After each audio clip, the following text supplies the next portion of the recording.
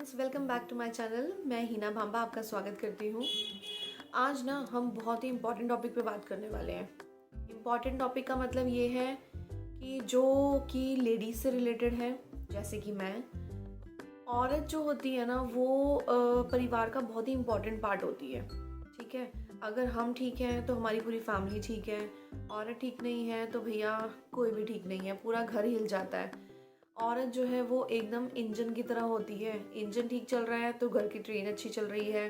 Engine सही नहीं चल रहा तो ट्रेन पीछे से डामाडोल हो जाती है।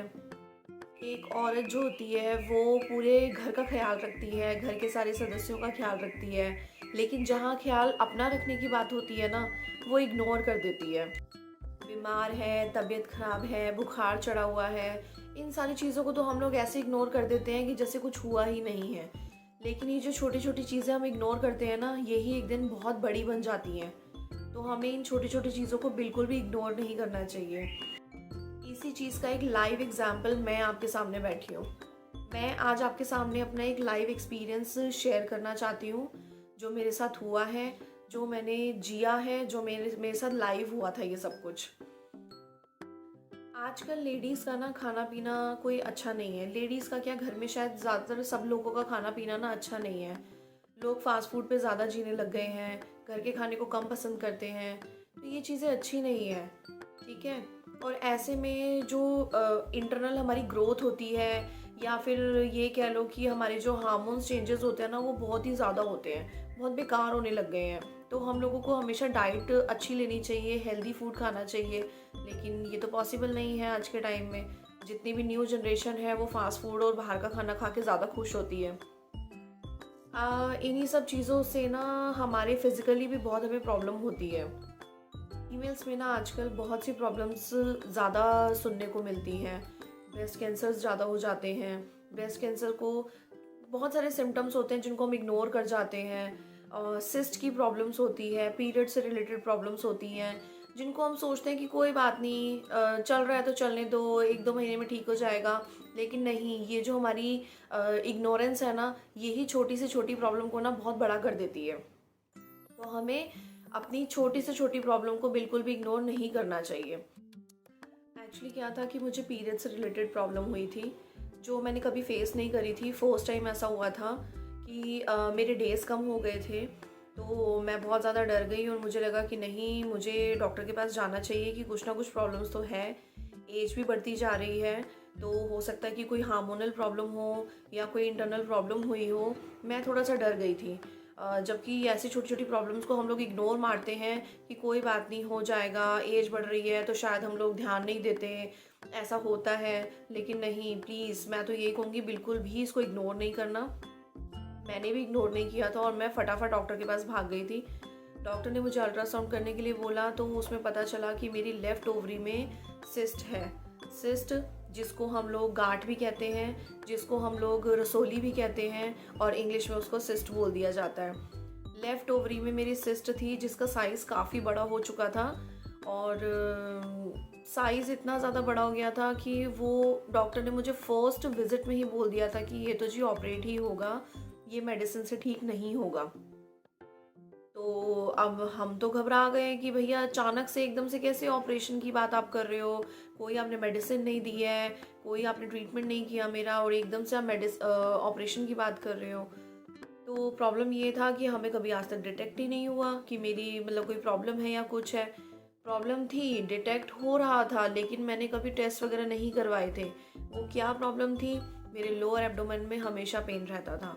बहुत ज़्यादा पेन रहता था लोअर एब्डोमेन में, लोअर बैक में।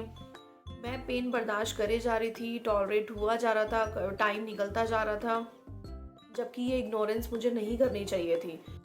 ये जो लोअर एब्डोमेन का पेन मुझे हो रहा था वो पिछले 1 साल से हो रहा था, और मैं देख लो कितनी लीनियंसी दिखा रही थी कि कोई बात नहीं, ठीक हो जाएगा। मेरे दिमाग में क्या चल रहा था, मेरी उम्र बढ़ रही है तो शायद इसलिए मुझे पेन ज़्यादा होता है।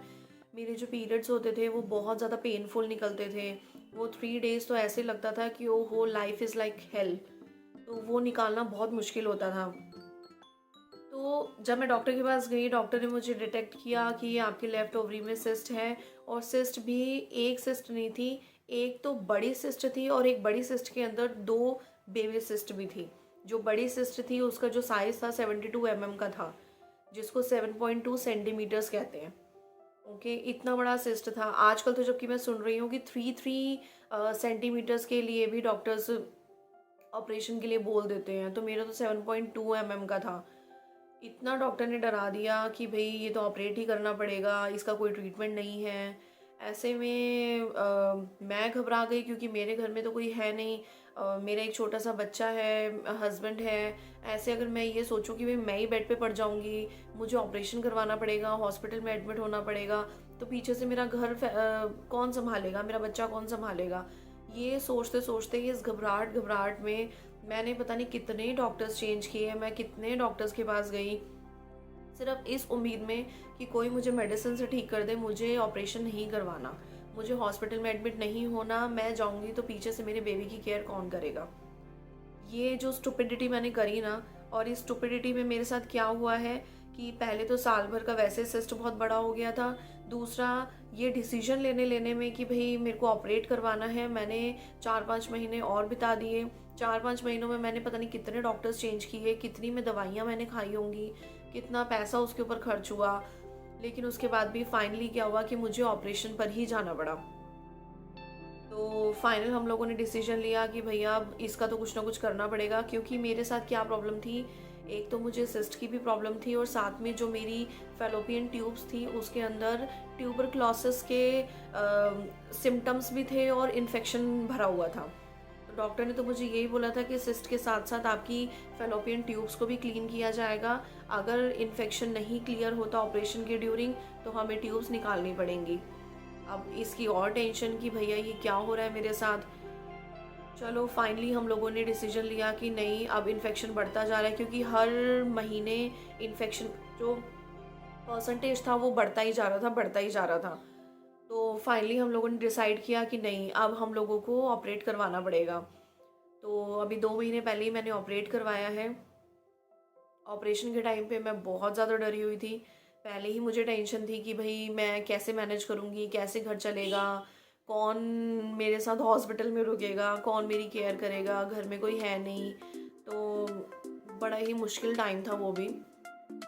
देन हॉस्पिटल जाने से पहले भी मेरे बहुत सारे टेस्ट हुए थे। लाइफ में पहली बार मैंने MRI करवाया था, वो भी बहुत हॉरिबल एक्सपीरियंस था मेरा। बहुत सारे टेस्ट और भी हुए थे, और हॉस्पिटल में एडमिट होने से पहले मेरे बहुत सारे टेस्ट हुए थे। फिर फाइनली हम लोगों ने डिसाइड किया कि नहीं भैया अब ऑपरेट करवा लेते हैं। तो ऑपरेशन करवाने के लिए मैं गई हॉस्पिटल। मैं जिस टाइम हॉस्पिटल पहुंची थी ना एडमिट होने के लिए, तो एक्चुअली मेरा पहले का सिजेरियन का एक्सपीरियंस यही था कि हॉस्पिटल में ना वो ज्वेलरी वगैरह कुछ पहनने नहीं देते हैं।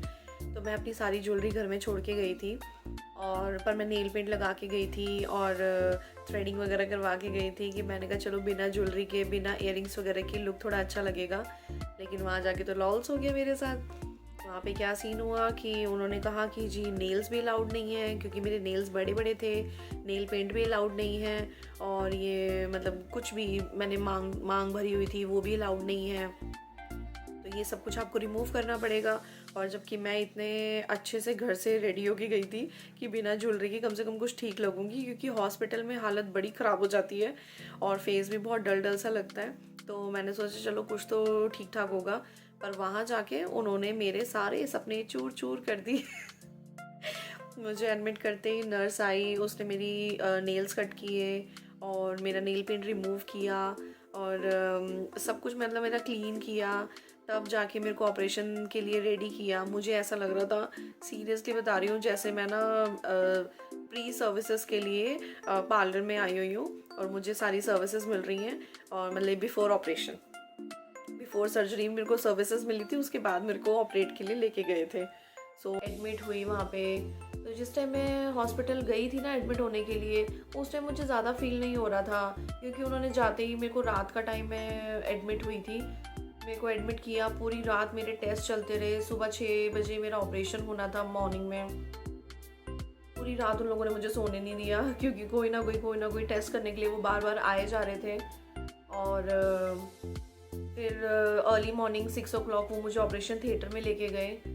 ऑपरेशन थिएटर में क्या था, मेरा ये पहला ऑपरेशन नहीं था, this is my second operation, क्योंकि मेरा बेबी भी जो है वो सिजेरियन ही हुआ था।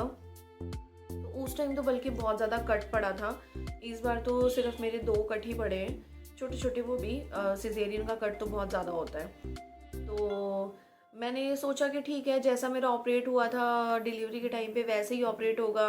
मुझे लोअर बैक में इंजेक्शंस लगाएंगे और उसके बाद मेरी बॉडी सुन हो जाएगी, फिर मेरा ऑपरेट कर देंगे। मैं यही इमेजिनेशन करके गई थी, पर ऐसा कुछ भी नहीं हुआ। जब मेरे को ऑपरेशन थिएटर में वो लेके गए तो उन्होंने मुझे कोई इंजेक्शन लगाया जिससे मैं फेंट हो गई। मतलब मुझे नहीं पता ऑपरेशन थिएटर में मेरे साथ क्या हुआ क्या नहीं हुआ, सिर्फ मुझे एंट्री का पता है। उसके बाद उन लोगों ने, डॉक्टर ने मेरा ऑपरेट किया। ऑपरेट करने के भी 2 घंटे बाद जाके मुझे होश आया और तब मैं रिकवरी रूम में थी। और तब मुझे पता चला कि ओहो, ये तो मतलब मेरा ऑपरेशन हो भी गया और मैं रिकवरी रूम में बैठी और मुझे पता ही नहीं चला। तो उसके बाद 3 डेज़ तक मैं हॉस्पिटल में थी और बहुत ज़्यादा पेनफुल टाइम था वो। काफ़ी लोगों की मैंने वीडियोस देखी हैं, लोगों से एक्सपीरियंस भी लिया है। लोग कहते हैं हमें पता नहीं चला, छोटा सा ऑपरेशन था, 2 कट पड़े थे। बट नहीं, शायद ये बॉडी टू बॉडी डिपेंड करता है। मेरे साथ तो बहुत ज़्यादा प्रॉब्लमेटिक था ये, इतना मैं पेन में रही हूँ। खैर, मैं ऑपरेशन से पहले भी पेन में ही थी क्योंकि मुझे लोअर एब्डोमेन में बहुत पेन रहता था। तो मैंने पता नहीं कितना ही टाइम, कितने महीने पेन्स में बिताए हैं। बट ऑपरेशन के बाद 3 डेज़ तक तो मैं बहुत ज़्यादा पेन में थी, मैं बिल्कुल हिल नहीं पाई बेड से। और लाइक उन्होंने जो मेरा फेलोपियन ट्यूब भी जो था वो क्लियर किया, वो निकालने की ज़रूरत नहीं पड़ी। ड्यूरिंग ऑपरेशन वो सारा क्लीन हो गया। सिस्ट को उन्होंने रिमूव किया। ऑपरेशन बहुत अच्छे से हुआ था, तो कुछ भी रिमूव करने की ज़रूरत नहीं पड़ी। बट इन्फेक्शन और अच्छे से क्लीन हो जाए तो उन्होंने मेरे लाइक लोअर एब्डोमेन में साइड में होल करके पाइप भी लगाया हुआ था, जिससे सारा फेलोपियन ट्यूब का जो इन्फेक्शन था वो बाहर निकले। और साथ में जो सिस्ट का भी इन्फेक्शन था, अगर थोड़ा बहुत कोई रह गया होगा तो वो बाहर निकले। मेरे पाइप्स लगी हुई थी बॉडी में, और लाइक यूरिन की पाइप तो होती ही होती है। 3 डेज़ मैं उठ नहीं पा रही थी बेड से। 3rd डे जाके उन लोगों ने मेरे पाइप्स वगैरह निकाले हैं सारे।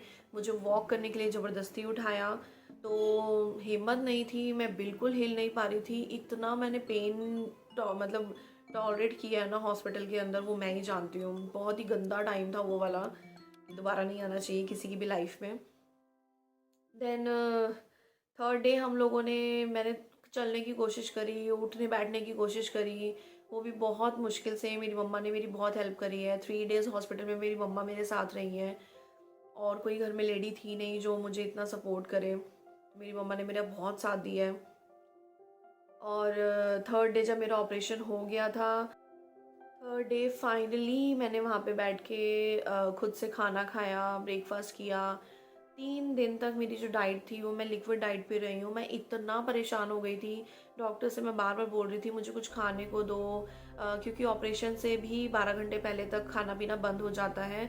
ऑपरेशन से पहले मुझे पानी भी नहीं पीने दिया था, और ऑपरेशन के भी 3 दिन तक मुझे कोई खाने के लिए कुछ भी नहीं दिया था। उन्होंने सिर्फ लिक्विड डाइट पे मुझे रखा। तो मैं इतना फेडअप हो गई थी कि मुझे भूख लग रही है, मुझे कुछ खाने के लिए दे दो। इतने ग्लूकोज चढ़ रहे थे, इतने इंजेक्शंस लग रहे थे, हाथों में स्वेलिंग आ गई थी, और मेरे को ब्लड भी बहुत चढ़ा था क्योंकि वो ड्यूरिंग ऑपरेशन मेरे को ब्लड लॉस बहुत ज़्यादा हुआ था। 3rd डे बहुत ज़्यादा रिक्वेस्ट करने के बाद डॉक्टर ने मुझे फाइनली मील दिया, सॉलिड फूड दिया, जिसे खा के देख के मैं बहुत हैप्पी हो गई थी। इतना मज़ा आया कि फाइनली मुझे कुछ खाने को मिल रहा है। मैं नहीं तो 3 दिन लिक्विड पी पी के मैं परेशान हो गई थी। तो हम लोग फिर फाइनली, मैंने खाना खाया। 3rd डे इवनिंग तक मुझे डिस्चार्ज मिल गया था। बट डिस्चार्ज मिलने के भी बाद जब मैं घर आई हूँ, 10 डेज़ मम्मा ने मेरे साथ यहाँ पे रह के मेरा टाइम निकलवाया है। पर मैं इतनी ज़्यादा मतलब पेन में थी, मैं 10 डेज़ के, मैं 1 मंथ में बेड से नहीं उठी। मैं फुल्ली ऑन बेड थी, ऑन बेड रेस्ट पे थी। नीड्स लगवा दी थी मेरे हस्बैंड ने। मेरे हस्बैंड ने भी मुझे बहुत सपोर्ट किया है ड्यूरिंग इस टाइम पे। मेरी मम्मा ने मुझे बहुत सपोर्ट किया है। इन दोनों का सपोर्ट मैं लाइफ में कभी नहीं भूल सकती।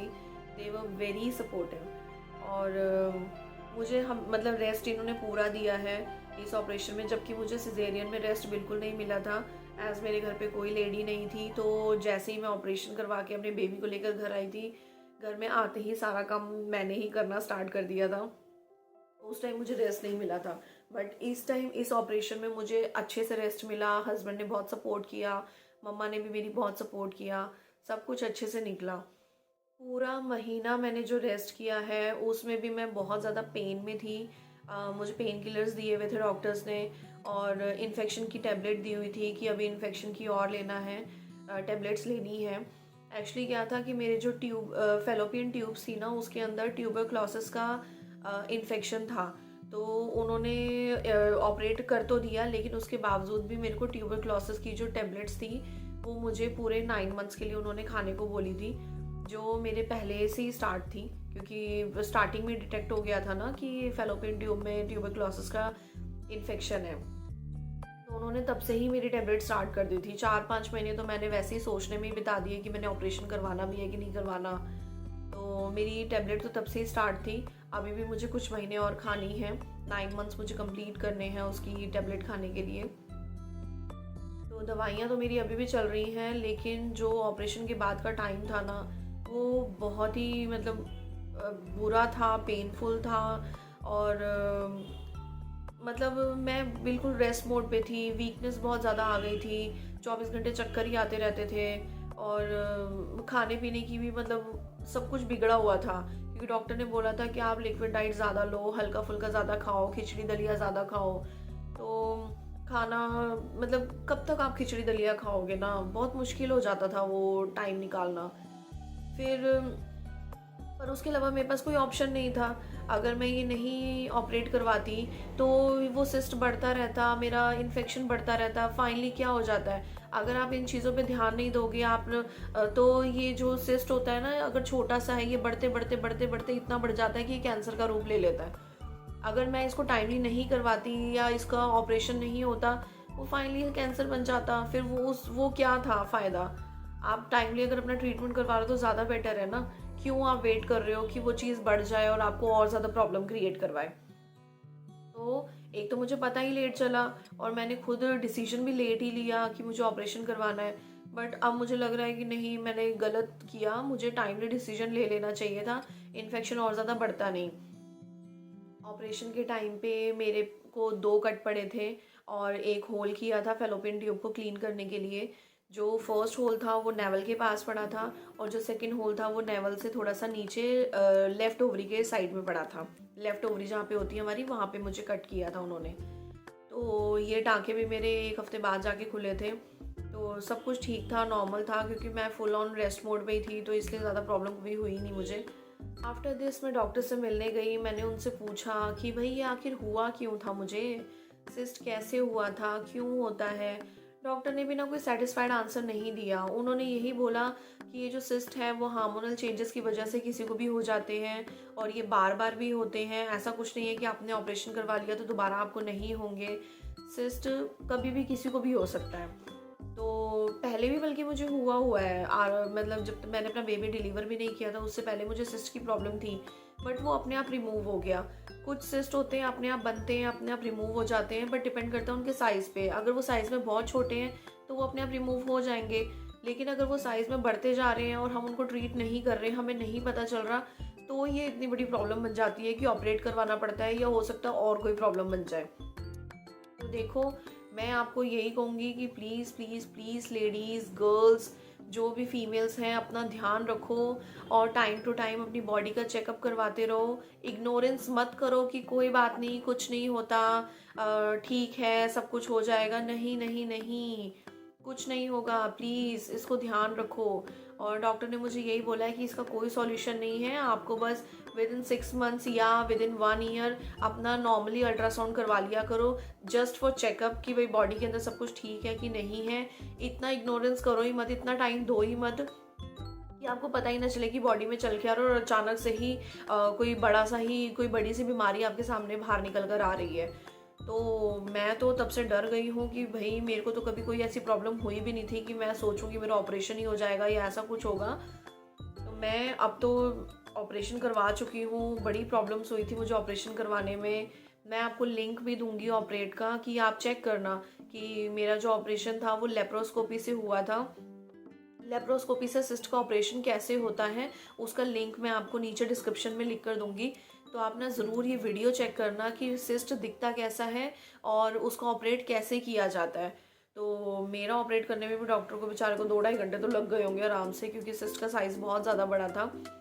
तो आप एक बार वीडियो चेक करना और साथ में प्लीज़ अपना ध्यान रखो, टाइम टू टाइम अपना चेकअप करते रहो लेडीज़, अपना ध्यान रखो और अपने बॉडी का चेकअप करवाते रहो।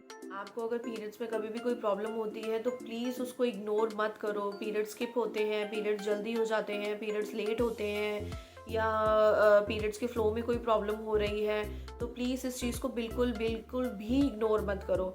जो भी कोई प्रॉब्लम होती है डॉक्टर के पास जाओ। आई नो डॉक्टर बोलता है कि 3 मंथ्स के साइकिल को पहले चेक करना चाहिए, अगर फिर भी प्रॉब्लम होती है देन आप डॉक्टर के पास जाओ। नहीं, मैं तो यही कहूँगी कि प्लीज़ चले जाओ, कुछ नहीं होता। आप एक बार डॉक्टर को दिखा दोगे, वो चेकअप कर लेगा या हो सकता है कोई टेस्ट वगैरह करवा ले, तो एक मन को तसल्ली हो जाएगी कि कोई प्रॉब्लम नहीं है। छोटी सी प्रॉब्लम कब बड़ी बन जाती है ना, कुछ नहीं पता होता। तो प्लीज़ उस चीज़ को बिल्कुल भी इग्नोर मत करना और अपना ध्यान रखो। आई होप मेरे इस एक्सपीरियंस से आपको थोड़ी हेल्प मिले, और जो भी लेडीज़ हैं जिनको अगर सिस्ट की प्रॉब्लम हो रखी है और वो इस कन्फ्यूजन में है कि हम ऑपरेट करवाएं या ना करवाएं, या वो डर रही हैं, तो प्लीज़ देखो, डरो मत। अब जो होना है वो तो होना ही है, और अगर डॉक्टर ने ऑपरेट के लिए बोला है तो वो मेडिसिन से क्योर नहीं होगा। तो प्लीज़ अपना टाइम वेस्ट मत करो, टाइम से जाके अपना ऑपरेट करवा लो। ऑपरेशन नॉर्मली लेप्रोस्कोपी से बहुत ज़्यादा पेनफुल तो नहीं है, ऑपरेशन में तो पता ही नहीं चलता कि हो क्या रहा है। हाँ, आफ्टर ऑपरेशन आपको केयर की बहुत ज़रूरत है, अच्छे से रेस्ट करो और अपने आप को भी टाइम दो। फैमिली और बच्चों के साथ साथ खुद का ध्यान रखना भी बहुत ज़रूरी है। तो प्लीज़ अपना ध्यान रखो और हेल्दी रहो, सेफ रहो। और मेरी अगर ये वीडियो आपको पसंद आती है तो प्लीज़ मेरी वीडियो को लाइक करना और मेरे चैनल को सब्सक्राइब करना। Thank you.